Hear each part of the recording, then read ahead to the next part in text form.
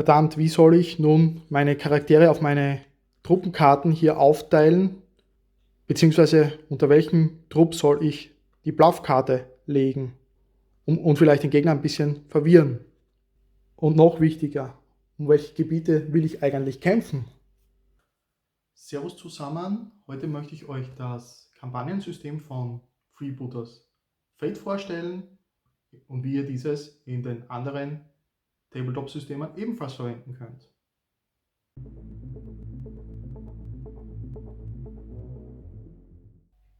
Zu Anfang möchte ich euch mal das System im Allgemeinen vorstellen, damit ihr ungefähr wisst, was ihr hier erwarten könnt. Und danach werden wir noch einen Blick darauf werfen, wie das Ganze in anderen Tabletop-Systemen funktionieren kann. Also lasst uns gleich mal starten mit der Kampagne selbst. Ihr habt hier zwei Produkte, die an und für sich notwendig sind für das Kampagnensystem. Das ist einmal natürlich hier das Kampagnenheft selbst mit 33 Seiten. Da bekommt ihr alle nötigen Regeln für das Kampagnensystem geliefert mit allen nötigen Informationen. Ist natürlich in erster Linie für Freebooters Fate selbst relevant, aber natürlich auch, wenn euch das System dann interessiert, um da mehr Informationen daraus zu bekommen. Und als zweites gibt es dann noch ein Kartendeck, das sehr viele Karten enthält mit verschiedenen Elementen für die Kampagne. Dieses braucht ihr an und für sich aber nur ein einziges Mal für die komplette Kampagnenrunde, auch wenn es sich vielleicht anbieten würde, das Ganze dann doch pro Spieler zu holen. Aber was bekommen wir hier für Karten? Ihr habt mal als erstes hier schon einen ganzen Stapel an Gebietskarten. Darum wird im Zuge der Kampagne dann gekämpft. Also, dass man diese Gebiete erobert. Da bekommt jeder Spieler zu Beginn 4 Gebiete, die er von diesem Stapel zieht, verdeckt, und davon kann er sich 2 dann aussuchen. Die behält er für den Start der Kampagne und der Rest wandert wieder zurück in den gesamten Stapel. Und hier sind eben dann verschiedene Dinge drauf, wie eben natürlich ein Name, die Kosten für dieses Gebiet, also was es wert ist, und dann sind diese auch immer miteinander verbunden. Also es gibt hier dann mehrere Gebiete, zum Beispiel 4 Stück, die dann noch Dschungel draufstehen haben, also Dschungel 1 bis 4, und diese gehören dann quasi zusammen. Wenn man dann eben mehr Gebiete hält, die zu einem so einem Bereich gehören, dann bekommt man hierfür auch noch Boni, die unten angegeben sind. Und so baut sich dann die Kampagne auf, und eben jede dieser Karten hat dann auch noch Szenarien mit aufgedruckt, wieder für Freebooters Fate natürlich, die vorgeschrieben sind, die man vorzugsweise dann spielt, wenn man um dieses Gebiet kämpft. Und wie wir hier schon sehen, da ist eine ganze Reihe an Karten dabei, also schon einiges an Gebieten, sodass auch mehrere Spieler an der Kampagne teilnehmen können. Und dann haben wir noch einen sehr großen Kartenstapel, der tatsächlich noch größer ist. Das sind Karrieren für eure Charaktere, denn es ist auch möglich, im Verlauf einer Kampagne die einzelnen Charaktere weiter aufzuleveln, quasi, um neue Eigenschaften, Fähigkeiten zu bekommen oder auch Ausrüstung. Das wird hier abgedeckt. Soweit ich jetzt aber sehe, sind diese einzelnen Karten hier nur jeweils einmal vorhanden, und hier würde es eventuell dann eben anbieten, für jeden Spieler so ein Kartenset zu haben, um dann wirklich alles zusammenzubekommen und alle Möglichkeiten eben bei den Karrieren zu haben. Und dann noch zum Schluss hat dann noch jeder Spieler oder bekommt jeder Spieler dann noch solche Truppenkarten, davon 3 Stück, und eine Wachekarte. Das wird dann dazu verwendet, um eben zu kundschaften im Spiel. Eine Sache, die mir schon mal sehr gut gefällt bei diesem Kampagnensystem, ist, dass es jetzt keine vorgeschriebene Größe gibt, mit der ihr starten könnt, sondern ihr könnt eben anfangen mit fertigen 500 Dublonenmannschaften oder auch einfach, wenn ihr neue Spieler seid, die in Freebooters Fate eben einsteigen, einfach eine Starterbox nehmen. Da sind immer so 4 Figuren drinnen, und mit denen einfach mal starten, und dann könnt ihr eben im Zuge der Kampagne nicht nur neue Gebiete erobern, sondern auch eure Mannschaft dann eben mit den Dublonen, die ihr dann eben sammelt im Verlauf des Spiels, der Kampagne, dann auch eure Mannschaft vergrößern und neue Charaktere dazu kaufen. Und das bringt mich noch zum Thema der Siegesbedingung. Da ist auch jetzt nichts Fixes festgelegt, sondern gibt es alle möglichen Beispiele innerhalb des Kampagnensystems. So könnte man zum Beispiel darum spielen, wie man es kennt von anderen Systemen, dass man sagt, man hat eine gewisse Zeit von einem Jahr oder von einer gewissen Anzahl von Monaten und jeder muss einmal gegen jeden gespielt haben, oder jeder Spieler muss x Spiele absolviert haben, um dann hier die Kampagne dann zu einem Abschluss zu bringen. Und dann wird eben geschaut, zum Beispiel, wer am Ende dann am meisten Gebiete hat. Das könnte eine Siegesbedingung sein für die Kampagne, oder man könnte auch einfach sagen, man startet eben mit 2 Gebieten und man schlägt fest, sobald ein Spieler 5 Gebiete erobert hat, ist die Kampagne zu Ende. Auch das wäre dann eben eine Möglichkeit, wie man die Kampagne dann spielen könnte. Hier seht ihr nun also den Aufbau der Erkundungsphase, bevor das eigentliche Spiel stattfindet. Was seht ihr hier in der ersten Reihe? Hier unten haben wir die aktuelle Mannschaft der Piraten, dann in der 5. Reihe oben dementsprechend den Gegenspieler, das wären in unserem Fall die Amazonen, auch wenn es hier nur schwer zu erkennen ist. Und dazwischen die 3 Zonen mit den Gebieten, die aktuell im Spiel befindlich sind, zwischen diesen beiden Mannschaften. Das sind hier 2 Gebiete, die derzeit die Piraten halten, 3 Gebiete hier oben, die bereits die Amazonen besitzen, und dann 2 neue Gebiete, die gezogen worden sind vom Stapel mit den noch zur Verfügung stehenden Gebieten. Diese wurden verdeckt gezogen, diese beiden, und hier dann in der Mitte aufgelegt. Nun ist es so, dass jedem Spieler hier diese Truppenkarten zur Verfügung stehen. Das gibt eben von 1 bis Trupp 3 und eine Wachenkarte, und zusätzlich hat jeder Spieler noch eine Bluffkarte. Diese Bluffkarte wird quasi wie eine Charakterkarte in weiterer Folge jetzt dann verwendet, seht ihr aber dann gleich. Was jetzt passiert ist, dass beide Spieler ihre Mannschaften, die sie hier im Spiel haben, dann unter diese insgesamt 4 Karten hier dann aufteilen, um daraus dann Trupps zu bilden, die um die Gebiete kämpfen sollen, beziehungsweise auch ein Gebiet dann eben verteidigen können. Dieser Schritt würde hier jetzt da an und für sich verdeckt stattfinden. Ich zeige es euch jetzt mal für die Piraten. Wir würden hier zum Beispiel diese 3 Charaktere zusammenfassen, dann hier diese beiden Charaktere, diesen Charakter in eine und hier dann noch die Bluffkarte, und würden dann darauf die Truppenkarten dann legen, je nachdem wie wir die Truppen und die Wache dann zusammengestellt haben. In unserem Fall hier ist die Wache tatsächlich leer, weil wir da ein bisschen auf Risiko spielen wollen, aber das sehen wir dann gleich, was das bedeutet. Dasselbe habe ich hier jetzt auch für die Amazonen gemacht. Die haben sich auch in diesen insgesamt 3 Trupps und der Wache aufgeteilt, nur mit dem Unterschied, dass wir hier jetzt unter der Wachenkarte tatsächlich eine Charakterkarte haben, und die Bluffkarte ist hier eine zusätzliche Karte unseres 2. Trupps.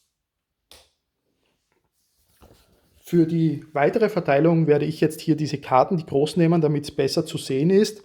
An und für sich gibt es aber im Regelbuch hinten hier zum Kopieren dann diese kleinen Varianten, die dann für den kommenden Schritt verwendet werden. Was hier jetzt da grundsätzlich als nächstes passiert ist, dass die beiden Mannschaften ihre Truppen auf den zur Verfügung stehenden Gebieten verteilen. Es gibt dann Regeln im Buch, die dann beschreiben, wie diese Aufteilung stattfindet, beziehungsweise welcher Spieler beginnt. Und man kann sich hier dann auch aussuchen, man muss nicht mit dem ersten Trupp starten, sondern man hat hier die freie Auswahl, welchen Trupp man als erstes verwendet und legt. Nur die Wachenkarte, die Wache wird ganz zum Schluss als letztes dann gesetzt. Als Beispiel jetzt sagen wir, die Piraten würden anfangen und wissen, okay, der Piratenspieler weiß, unter seinem ersten Trupp hat er Rubio und mehrere Charaktere, also recht stark. Damit möchte er eine Karte bzw. ein Gebiet der Amazonen attackieren, also legen die Piraten ihren ersten Trupp hier heroben hin. Jetzt als nächstes ist der Amazonenspieler an der Reihe, hat grundsätzlich die gleiche Idee, er nimmt nur seinen dritten Trupp, weil er eben vom dritten Trupp weiß, dort sind die stärksten Kämpfer von ihm zum Beispiel drinnen und greift hier ebenfalls ein Gebiet an von den Piraten. Und das Ganze geht jetzt so lang abwechselnd, bis beide Spieler alle 4 Karten, alle 4 Trupps gelegt haben und wie gesagt die Wache zum Schluss. Wie ihr jetzt sehen könnt, sind jetzt alle Karten verteilt worden auf die verschiedenen Gebiete. Manche der Gebiete haben keine Karte darauf, die sind eben dann nicht mehr relevant für diese Runde in der Kampagne bei diesen beiden Spielern und haben somit hier keine Relevanz mehr. Können wir quasi auch aktuell schon wegnehmen. Und als nächstes werden jetzt die einzelnen Trupps und die Wache aufgedeckt, sodass der Gegenspieler sieht, welche Charaktere sich unter welcher Karte befinden.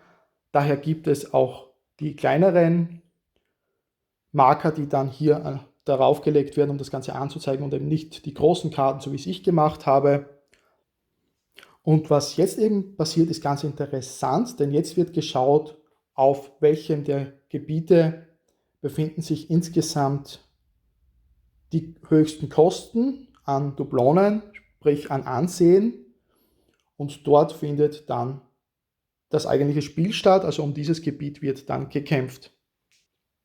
In unserem Beispiel jetzt sagen wir hier der Trupp 1 und der Trupp 2 der Amazonen bzw. Piraten dann zusammen, hat hier das größte Ansehen ergeben, also wird hier um dieses Gebiet hier in weiterer Folge der Exerzierplatz dann gespielt.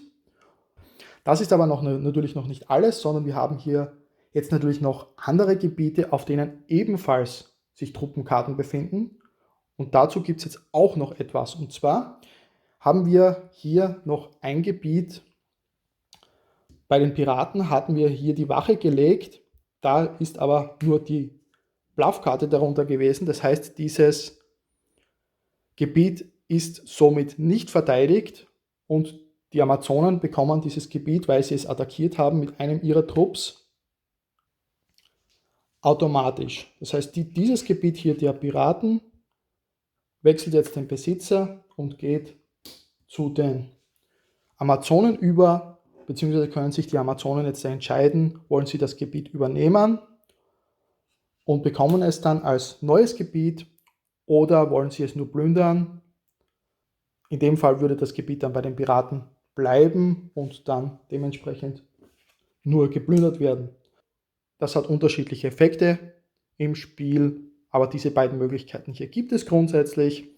Und bei allen anderen Sachen haben wir hier jetzt Truppen darunter. Also wie gesagt, hier um dieses Gebiet hier wird gekämpft von diesen beiden Truppen und hier haben wir noch 2 Gebiete, die jetzt noch relevant sind für die Nachhut. Ich werde jetzt, um das mit der Nachhut nochmal zu zeigen, hier diese Karte hier oben herauflegen. Mannschaften haben hier auf diesem zweiten offenen Gebiet jeweils einen Trupp, der auch tatsächlich Charaktere enthält. Und jetzt haben da beide Spieler noch die Möglichkeit, von hier eine Nachhut zum Spiel zu schicken, dass da diese Charaktere würden dann eben auch im Spiel teilnehmen. Aktuell ist es nämlich so, dass nur diese Charaktere im Spiel teilnehmen, die sich hier unter diesen beiden Truppenkarten befinden. Alle anderen Charaktere eben nicht. Das geht nur jetzt in weiterer Folge über diese Nachhutregelung. Dafür gibt es auch Marker, die sind euch vielleicht schon aufgefallen. Hier einmal mit dem gekreuzten Säbel und einmal eben diese ohne hier. Und da nimmt jetzt jeder Spieler einen von den Markern entweder mit oder ohne Säbeln und legt diesen hier verdeckt auf seine Karte. Ich kann das jetzt nicht zeigen, weil ich natürlich keine Marker ausgedruckt habe dafür, aber an und für sich legen jetzt beide Spieler ihre Sachen hier jetzt, ihren Marker jetzt drauf, entweder mit oder ohne Säbeln, und dann wird zugleich umgedreht.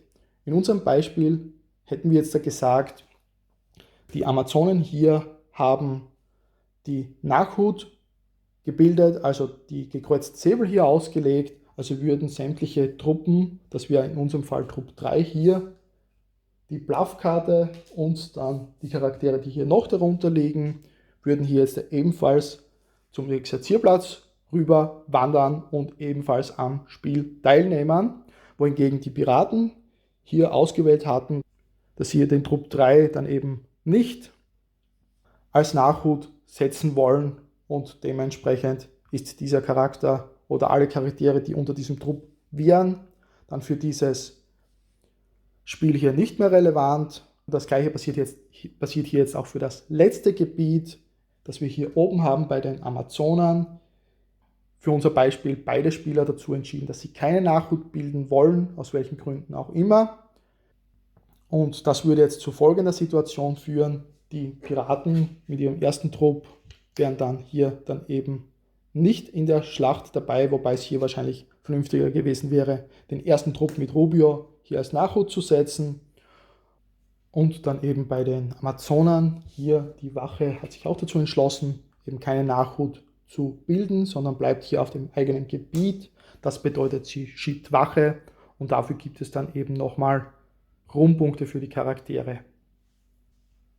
Und somit wurden jetzt in dieser Vorphase des Erkundens alle Gebiete abgegrast sozusagen. Die Gebiete, die hier dann frei sind nun, kommen quasi weg. Die brauchen wir fürs kommende Spiel ebenfalls nicht mehr, so wie vorher. Und wir bleiben dann am Ende mit dem Exerzierplatz übrig, inklusive eben den Modellen, die nun schlussendlich hier dann am Spiel teilnehmen. Und mit diesen beiden Mannschaften, die sich daraus jetzt ergeben, wird dann eben jetzt das eigentliche Spiel ausgetragen, und je nachdem, wie dieses Spiel ausgeht, bekommt dann eine der beiden Mannschaften dann dieses neue Gebiet und kann somit ihre Gebietsherrschaft dann innerhalb der Kampagne ausbauen.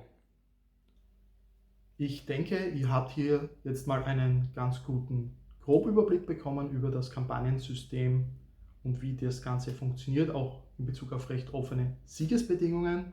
Aber wie kann uns das jetzt weiterbringen, oder wie kann das eingesetzt werden in Bezug auf andere Tabletops?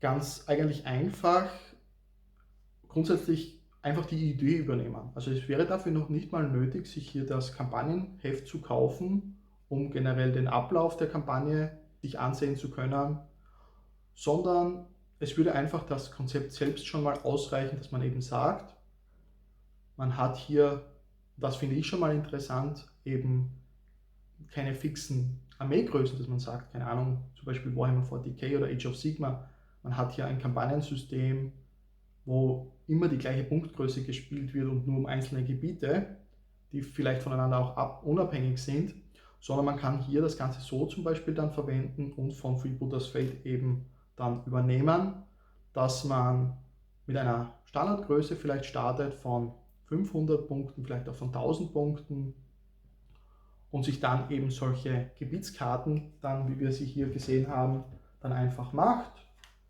Das kann ja alles Mögliche sein, zum Beispiel einzelne Planeten oder etwas, und da dann Verschiedenes festlegt, wie zum Beispiel, dass man mehrere dieser Gebietskarten dann miteinander zusammengruppiert, um dann eben ein Paket zu ergeben, so wie es wir hier eben auch haben, dann eben mit Kosten oder beziehungsweise eine Art Punktewert, den man bekommt, zusätzlich für seine Startarmee-Punkte, der hier dann dazu gerechnet wird, jede Runde, und dann eben auch zum Beispiel Angaben zu gewissen Szenarien, die dann gespielt werden, oder einem ganz bestimmten Szenario, das gespielt wird, wenn eben um dieses Gebiet gespielt wird, eben mit einer richtigen Schlacht.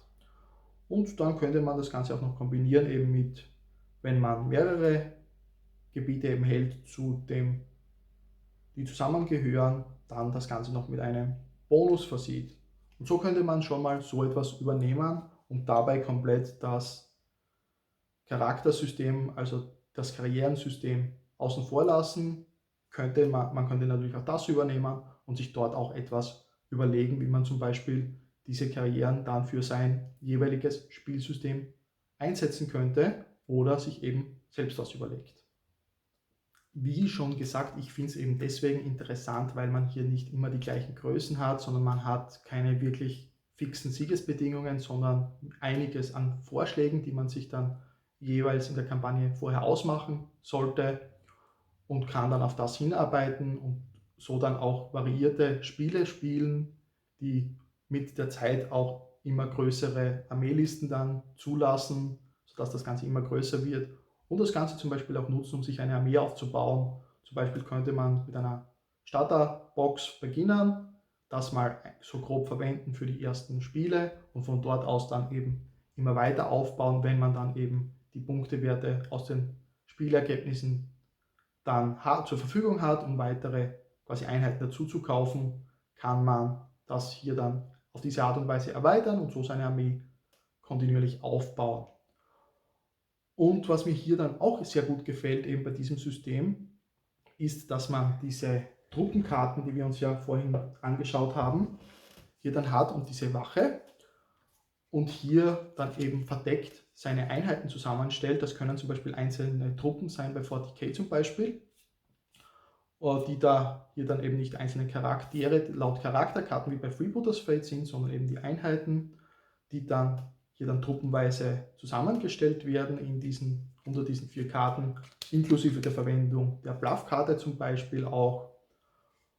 Und da ist eben das Interessante, man verteilt dann eben diese 3 Trupps und die Wache dann, wie wir es gesehen haben, auf den jeweiligen Gebieten und nur auf einem der umkämpften Gebiete ergibt sich dann schlussendlich ein Spiel, das dann quasi auch am Tabletop-Tisch dann auf der Tabletop-Platte dann ausgetragen wird und alle anderen Gebiete werden dann entweder übernommen, ohne dass hier was stattfindet, ohne dass hier ein Spiel stattfindet oder eben bleiben auch neutral und wandern wieder zurück in den Stapel oder eben werden, ohne dass man darum kämpfen muss, auch ganz einfach verteidigt. Und dadurch ergibt es sich dann auch wieder, dass die verschiedenen Armeen zwar vielleicht innerhalb der Kampagne ähnlich groß sind, aber in den Spielen dann doch unterschiedliche Größen haben können und auch haben werden, aufgrund eben der Option, dass man hier dann die Trupps unterschiedlich groß während dem Erkunden zusammenstellen kann und dann auch noch Möglichkeiten hat, eben quasi Reserven auch noch zum Kampf hinzuzuziehen. Und dementsprechend je nach Punkteunterschied, das müsste man sich natürlich auch fürs jeweilige System dann ansehen, das Ganze dann nochmal sich so überlegt, dass man hier dann zu große Punkteunterschiede dann ausgleichen kann, damit es nicht zu unfair wird. So viel also mal zu diesem, wie ich finde, ziemlich tollen Kampagnensystem und wie man das auch für andere Tabletops verwenden könnte. Wenn ihr jetzt noch Interesse haben solltet, mehr zu Freebooters Fate zu sehen, habt ihr hier jetzt die Möglichkeit, einfach auf den Bildschirm zu klicken und euch dann den Kampagnenaufbau anzusehen, wo ich damals die Schatten aufgebaut habe.